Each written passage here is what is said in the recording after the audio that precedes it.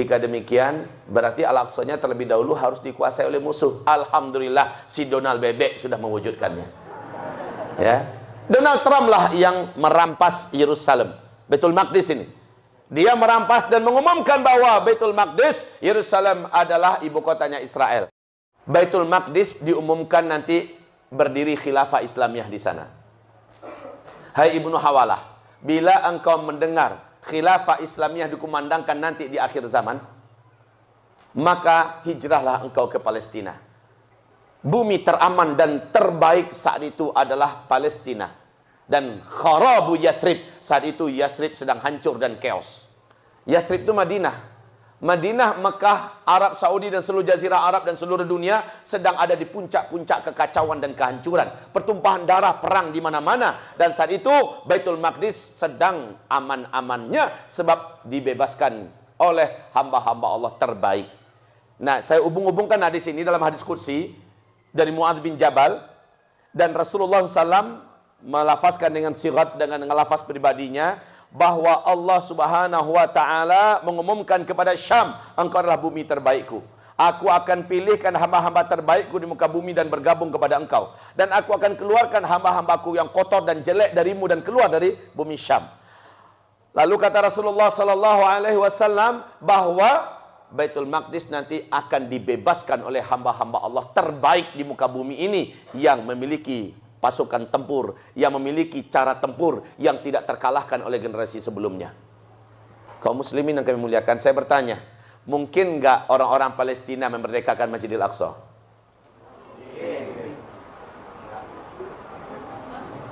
Kalau sekarang nggak mungkin.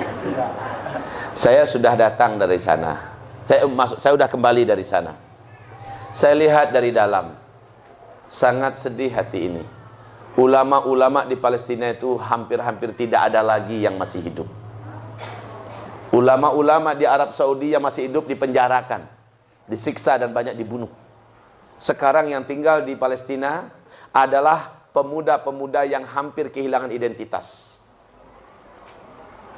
Style mereka, gaya mereka, pola mereka dan sebagainya sudah mirip dengan Eropa dan Barat. Hanya di Gaza yang masih terdengar adanya militansi yang terjaga.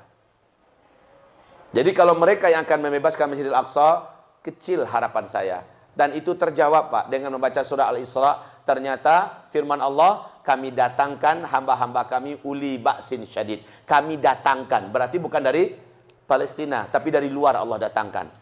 Nah, hadis yang sangat banyak tentang ashab rayatis sud.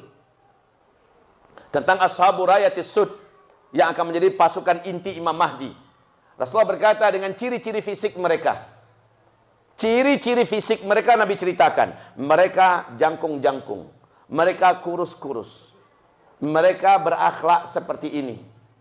Dan mereka memiliki hati seperti gunung. Seandainya mereka melewati sebuah gunung dan mereka ingin memindahkan gunung itu, pasti mereka akan pindahkan. Mereka memiliki kepribadian mendekati kepribadian para sahabat. Rasulullah bersabda, mereka petempur yang tidak terkalahkan. Mereka punya cara tempur yang belum pernah ada manusia sebelumnya bisa bertempur seperti mereka. Dan mereka selalu mengalahkan dan tidak terkalahkan. Ciri-ciri mereka, pakaiannya Nabi sebutkan, sorbannya Nabi sebutkan. Maaf kalau begitu, saya bertanya kepada kita semua, karena kita merasa agak sedikit kepedean kalau kita lah yang dimasuk dengan pasukan bendera hitam itu, yang akan menjadi pasukan Imam Mahdi. Dulu saya juga berpikir seperti itu. Tapi setelah saya telusuri hadis dari Nabi Muhammad SAW ini, dan saya lihat ada apa dengan Emirat Islamiyah Taliban yang ada di Afghanistan. Saya pelajari. Baik postur mereka, baik kepribadian mereka, baik pakaian mereka, sorban mereka, dan kepandaian dan keahlian mereka dalam bertempur. Saya bertanya, adakah di bumi ini yang sanggup mengalahkan Emirat Islamiyah Taliban? Ada nggak sampai sekarang yang bisa mengalahkan Emirat Islamiyah Taliban? Dulu ketika dunia negara superpowernya masih dua, sebelah timur adalah Uni Soviet beruang merah, sebelah barat adalah Amerika Serikat.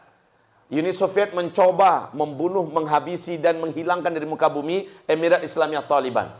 Lalu Uni Soviet harus menanggung akibatnya, hancur berkeping-keping dan mereka tidak bangkit lagi sampai sekarang. Yang masih terkuat dari Uni Soviet adalah Rusia. Lalu setelah Amerika menjadi negara superpower tunggal satu-satunya di dunia, Amerika mengajak sekutu-sekutunya yang bisa diajak. Dari NATO dan lain-lainnya diajak mengoroyok rame-rame Emirat Islamiyah Taliban. Seluruhnya akhirnya mundur. Baik mundur dalam keadaan KO atau mundur dalam keadaan TKO. Tinggal Amerika yang mencoba bertahan dalam keadaan malu. Seluruh asetnya, seluruh kekuatannya, seluruh energinya, seluruh potensinya tersedot habis ke Afghanistan. Dan dia tidak dapatkan apa-apa kecuali kerugian yang sangat besar. Setiap pasukan yang pulang dari perang dari Afghanistan, pasukan itu stres, Pak. Balik ke tanah airnya stres. Ya. Hancur maknawiyat pasukan Amerika setelah pulang melawan pasukan Mujahidin Emirat Islamiyah Taliban.